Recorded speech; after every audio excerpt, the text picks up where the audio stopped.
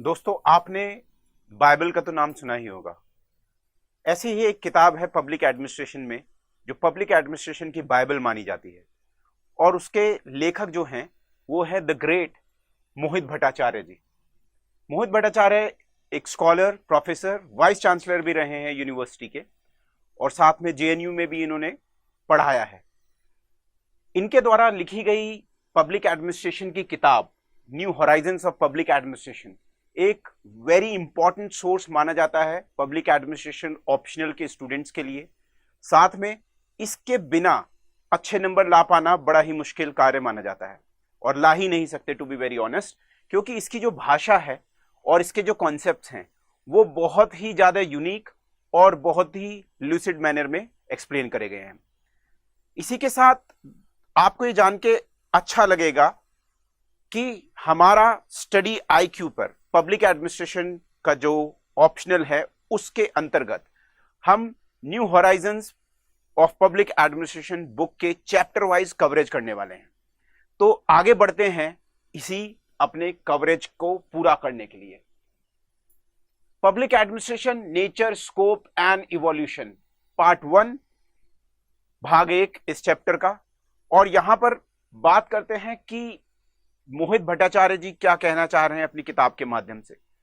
वैसे तो एडमिनिस्ट्रेशन बहुत पुराने समय से ही रहा है, परंतु वेलफेयर स्टेट आने के बाद, कल्याणकारी राज्य आने के बाद से जो एडमिनिस्ट्रेशन है उसका काम बहुत ही ज्यादा बढ़ता चला गया। It has increased its role, the state has increased its role. साथ में वी हैव आल्सो सीन कि जो पब्लिक एडमिनिस्ट्रेशन का काम है, गवर्नमेंट का काम है, वो डेवलपमेंट से रिलेटेड डेवलपिंग नेशंस में ज्यादा रहा है as compare to the western society. So government in third world countries में जो गवर्नमेंट्स रही हैं वहां पर, जैसे भारत जैसी जगहों पर, एफ्रो एशियन कंट्रीज में गवर्नमेंट ज्यादा क्या रही है, फोरफ्रंट पे रही है डेवलपमेंट लाने के लिए। वेस्टर्न कंट्रीज में, डेवलप कंट्रीज में ऐसा नहीं रहा, क्योंकि बहुत हद तक वहां पर प्राइवेट सेक्टर पहले ही कैपिटलिज्म और लिबरलिज्म के एक सोच से वहां पर हावी रहा है, और वहां की स्टेट्स में काफी एक तरीके से पावर थी कि वो प्राइवेट सेक्टर को आगे आने दे।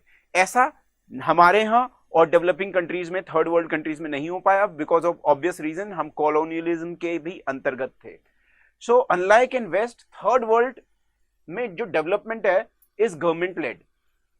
आप यहां पर देख पा रहे हैं एक चित्र के माध्यम से, in an image there are student running, और यहां पर प्रधानमंत्री ग्रामीण सड़क योजना का जिक्र है। तो यही दिखाता है कि जो बात मोहित भट्टाचार्य जी ने लिखी है, the development in the third world countries is more or less state administered, state led, or the development and the responsibilities of state are not only in terms of कि हमें एजुकेशन में ही क्या कुछ करना है, या फिर ओनली हाउसिंग से रिलेटेड, या ओनली इंफ्रास्ट्रक्चर, जैसे यहां पर आप देख पा रहे हैं ग्रामीण सड़क योजना, और यहां पर बच्चे भागे जा रहे हैं, और बच्चे जो भाग के जा रहे हैं वो अपने, तो इसी चित्र के माध्यम से हम देख सकते हैं कि it is not only about the infrastructure, ये केवल इंफ्रा से रिलेटेड नहीं है। अब अगर ये बच्चे हों तो ये सोशल इंपैक्ट भी करेगी ये सड़क, बशर्ते यहां बच्चों नंगे पैर जा रहे हैं, बट स्टिल कुछ बच्चों के पैर में चप्पल भी दिखाई दे रही हैं, राइट। सो सोशल इंपैक्ट है, इकोनॉमिक इंपैक्ट है। यहां पर ये जो खेत हैं ये इस सड़क से जुड़ गए हैं।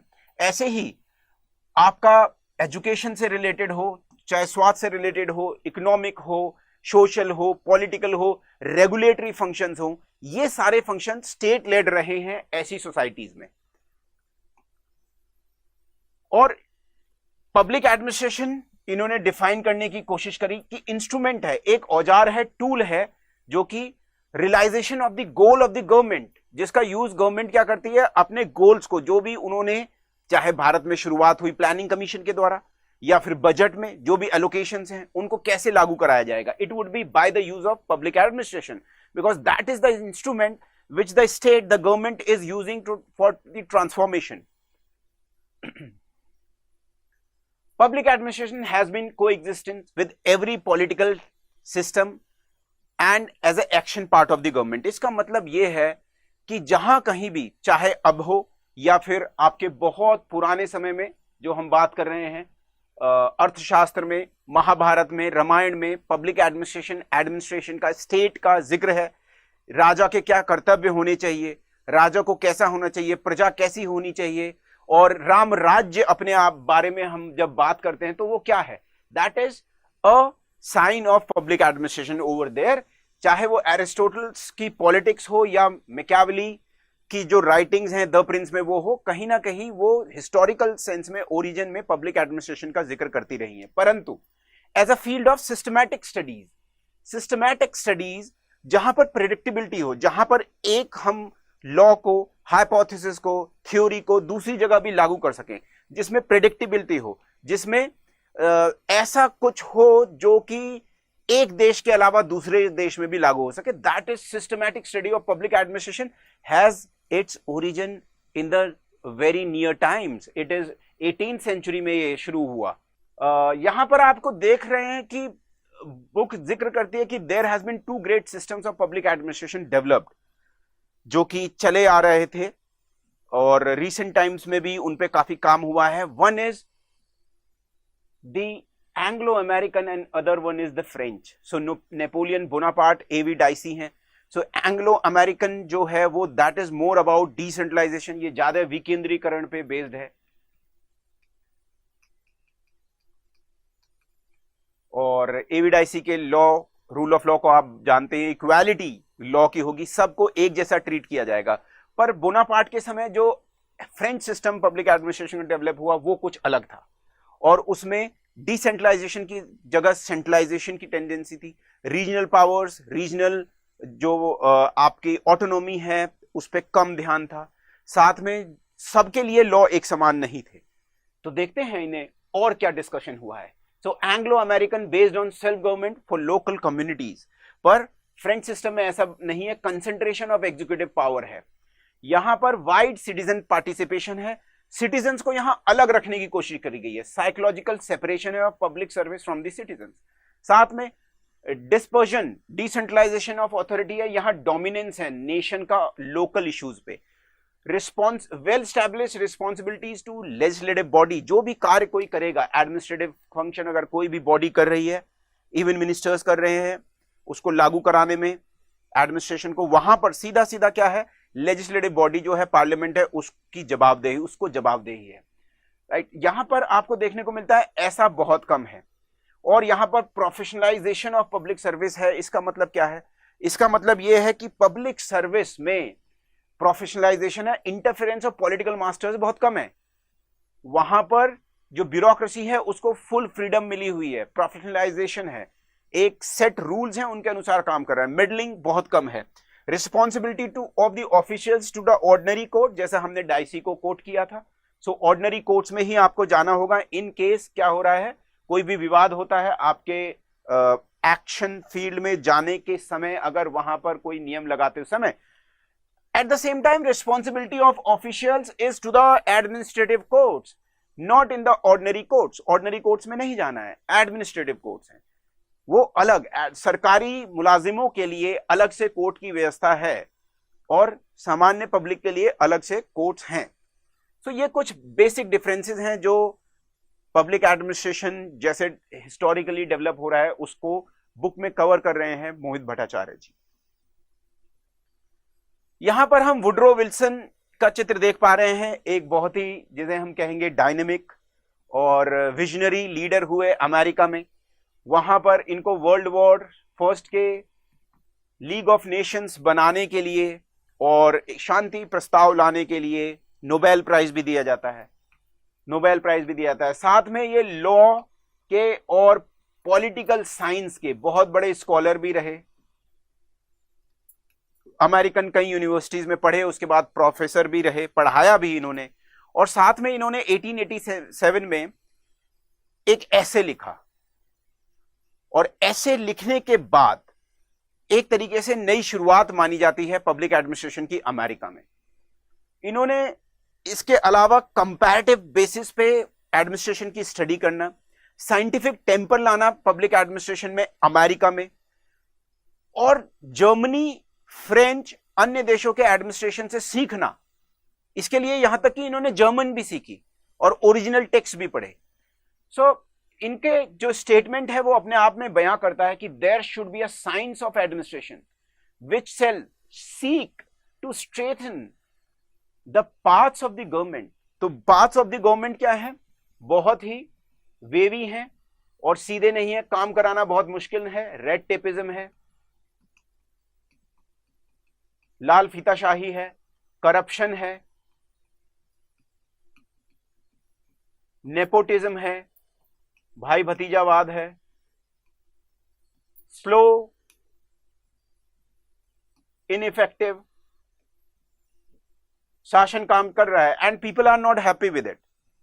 सो there should be a science होनी चाहिए जो प्रेडिक्टिव हो, जिसे आप कहीं भी लगा सकें, जिससे पक्का रिजल्ट आए, जिससे कि ये जो वेवी पाथ हैं ये सीधे हो जाएं, स्ट्रीमलाइन हो जाएं, to make its business less unbusiness like. तो एडमिनिस्ट्रेशन को कुछ ऐसा करना है कि इसके जो कार्य हैं वो लेस बिजनेस लाइक हो जाएं। इसका मतलब क्या है?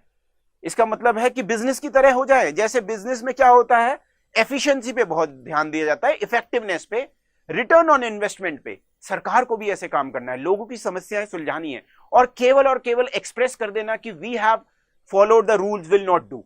सो to make its business less unbusiness like, right, more like business, to strengthen and purify its organization so that there is no nepotism, no corruption, purification hona hai, and no interference by the politicians, and let the bureaucracy work and to crown its duties with dutifulness। एक ही उद्देश्य होना चाहिए, कर्म करिए जिसके लिए आपको लाया गया है। So these are some of the views that were expressed by Woodrow Wilson। So Woodrow Wilson is considered to be one of the foremost scholar in the recent times who is credited with starting of the public administration studies in America। यहां पर 4 interlinked standpoint दिए हैं Woodrow Wilson जी के द्वारा। अब उनको समझ लेते हैं। His advocacy of science of administration, science of administration है कुछ, और उसके बारे में इन्होंने बात करी है। So साइंस ऑफ एडमिनिस्ट्रेशन से कहने का मतलब है कि साइंटिफिक तरीके से एडमिनिस्ट्रेशन की स्टडी। साइंटिफिक तरीका क्या होता है? इंपेरिकल बेस्ड होता है, उसमें एविडेंस बेस्ड होता है, विम्स और फैंसीज नहीं होती उसमें, और एक इन डेप्थ एनालिसिस के थ्रू होता है। So he was also critical of American administrative practice, क्योंकि यहां पर साइंटिफिक मेथड नहीं था और इनको लगता था कि scientific method was more prominent in Prussian, French system, European system. वहां पर जो ब्यूरोक्रेसीज थी उनमें ज्यादा था।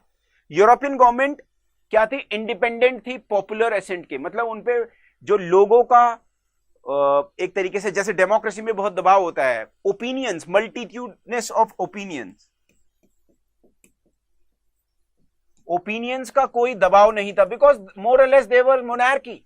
And when they were monarchy, so they were doing their work according to the skills and intuition of the monarch, and that necessarily not bad।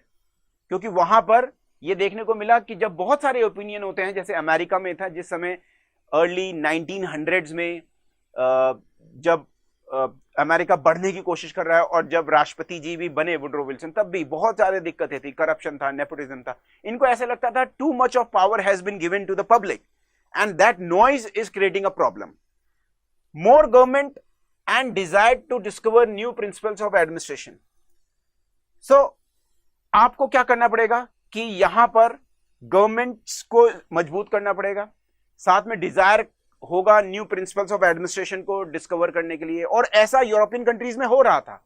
वहां पर government क्या थी? काफी हर जगह प्रेजेंस थी, वहां की जो मोनार्कीज थी वो भी अच्छा काम कर रही थी, साथ में वहां पर डिजायर थी स्कॉलर्स में, और ये एक तरीके से इंटेलिजेंसिया, इंटेलेक्चुअल क्लास और पब्लिक एडमिनिस्ट्रेशन को भी एड्रेस कर रहे हैं।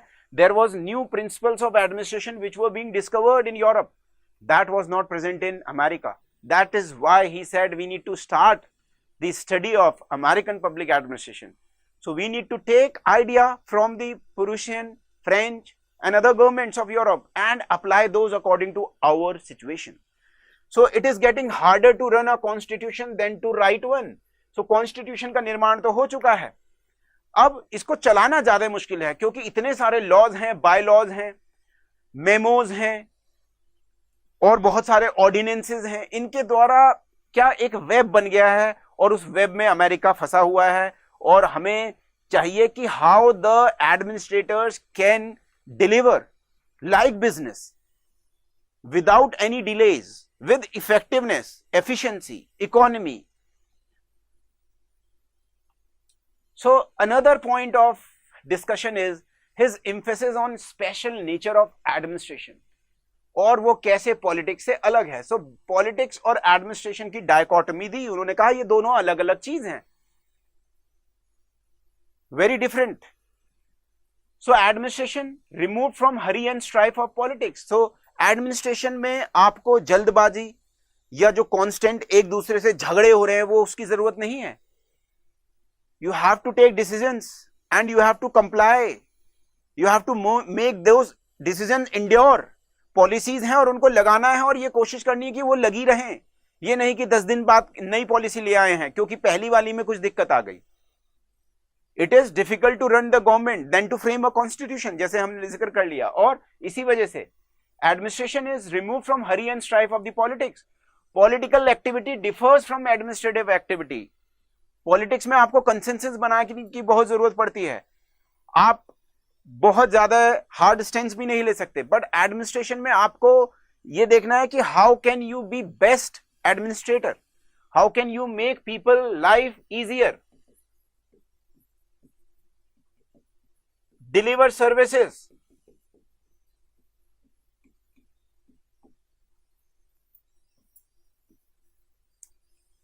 and help out citizens,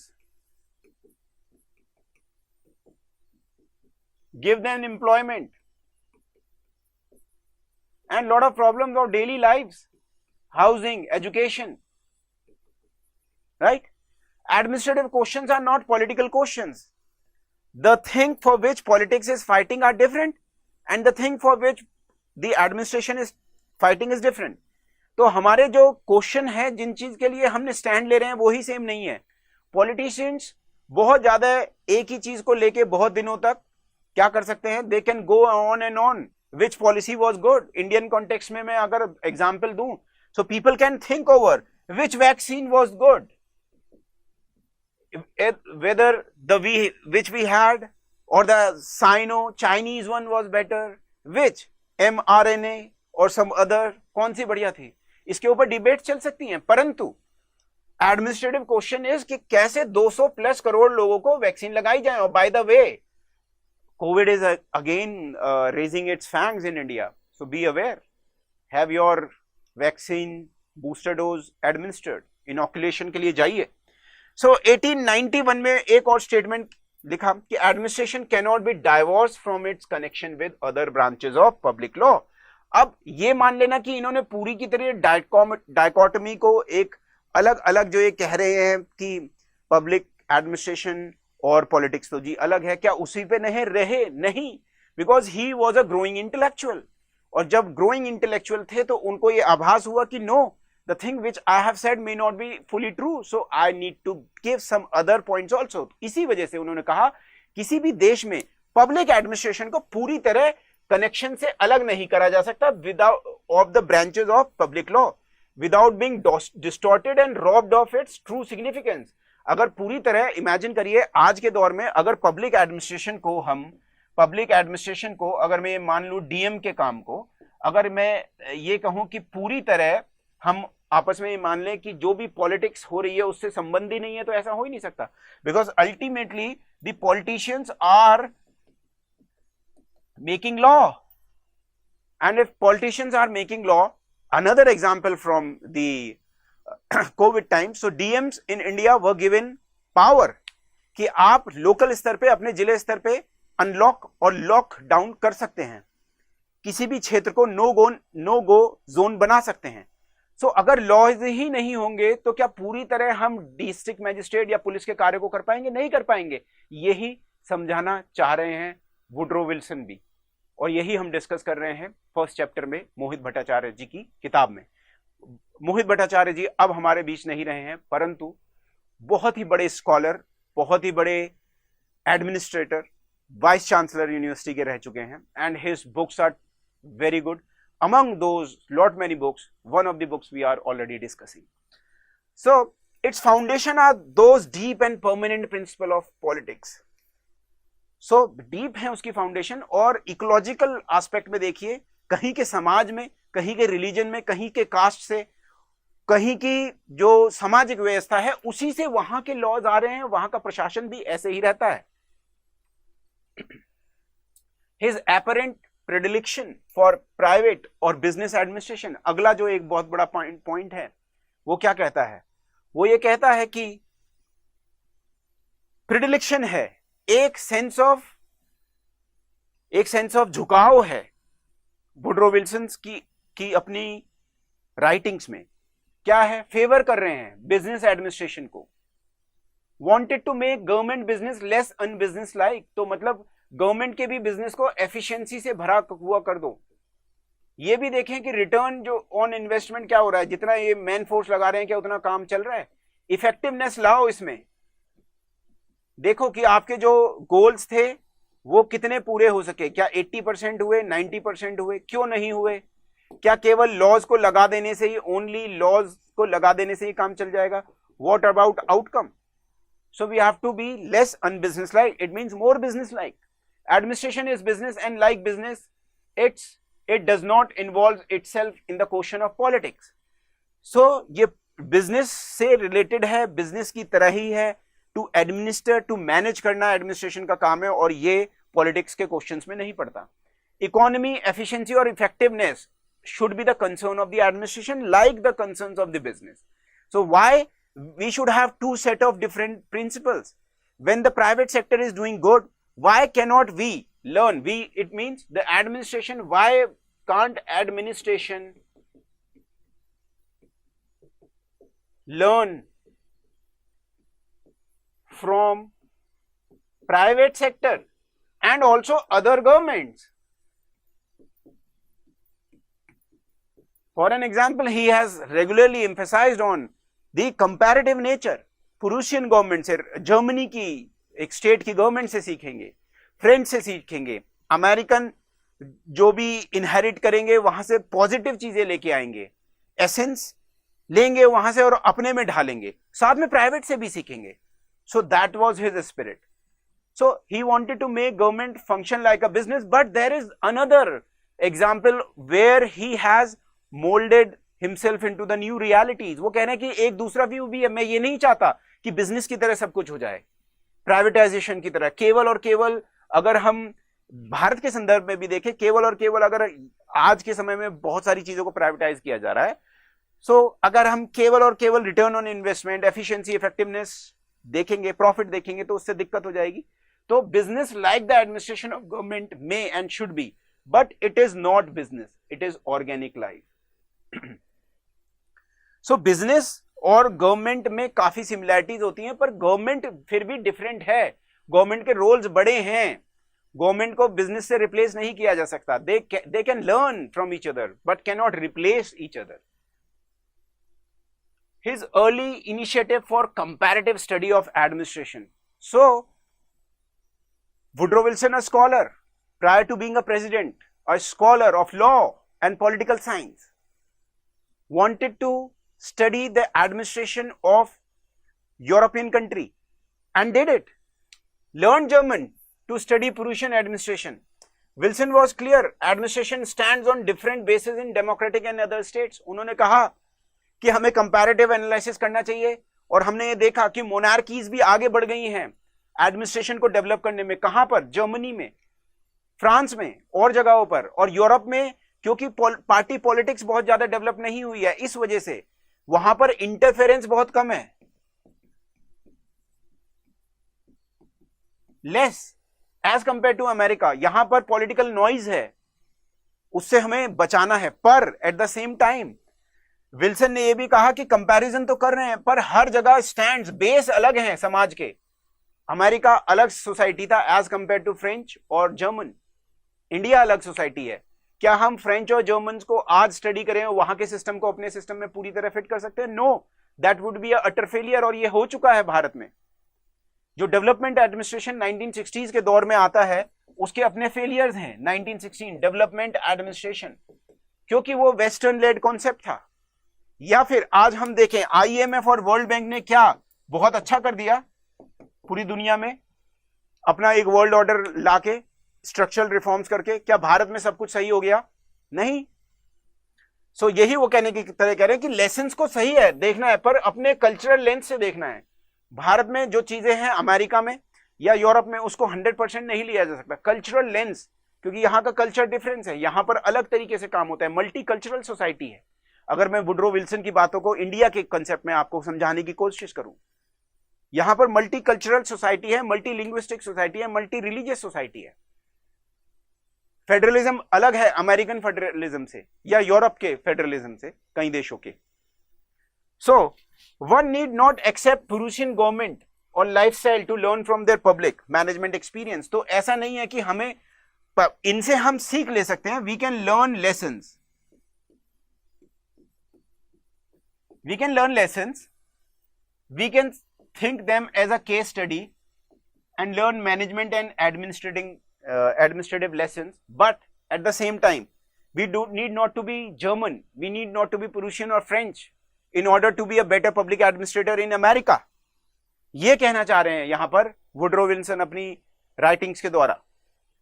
और ये इंडिया के संदर्भ में भी लागू होता है, क्योंकि पब्लिक एडमिनिस्ट्रेशन पेपर जो है, पेपर 1 और पेपर 2 इंटरलिंक्ड है।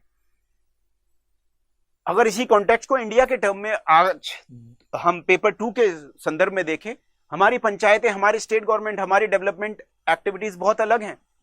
हम भी सीख सकते हैं और हमने सीखा है बहुत सारा और दुनिया को भी सिखाया है। बहुत सारी स्कीम्स दुनिया में एक कंट्री से दूसरी कंट्री में जाती हैं। जैसे उज्ज्वला स्कीम है, उसको साउथ ईस्ट एशियन देशों ने कुछ ने स्टडी किया और अपने यहां लगाने की कोशिश करी। यूपीआई है, आपको पता है विदेशों में जा रहा है, पर क्या यूपीआई के एक्सेप्टेंस करने से क्या लोग इंडियन हो जा रहे हैं? नहीं, ऐसा नहीं है। सो यहीं पर ये कुछ एक्सप्लेन ऐसे ही करना चाहते हैं वुड्रो विल्सन जी। सो दोस्तों, ये था first part of the first lecture. और आप सारे के सारे नोट्स, पीडीएफ, पीपीटीज को प्राप्त करने के लिए क्या करें, इस चैनल में आए, टेलीग्राम में, और साथ में डेली अपडेशन, कॉन्सेप्ट्स और क्या नया चल रहा है पब्लिक एडमिनिस्ट्रेशन की जानकारी, उसके लिए इस इंस्टा हैंडल को फॉलो करें। So that was all we have for the day। मुझे पूरी उम्मीद है कि आप इस लेक्चर सीरीज को पूरा कंप्लीट करेंगे और साथ में अपनी क्लियरिटी बनाए रखेंगे कॉन्सेप्ट्स के बारे में। ये वास्तव में बाइबल ऑफ पब्लिक एडमिनिस्ट्रेशन है। और पब्लिक एडमिनिस्ट्रेशन की स्टडीज में जब हम नाम लेते हैं, मोहित भट्टाचार्य जी पहले नंबर पे आते हैं इंडियन स्कॉलर्स में। अब वो हमारे बीच नहीं रहे हैं। हमारी सबसे अच्छी ट्रिब्यूट उनके स्कॉलरली जो टैलेंट है उससे नॉलेज लेके ही हो सकती है। इसी के साथ जय हिंद, जय भारत दोस्तों, अलविदा।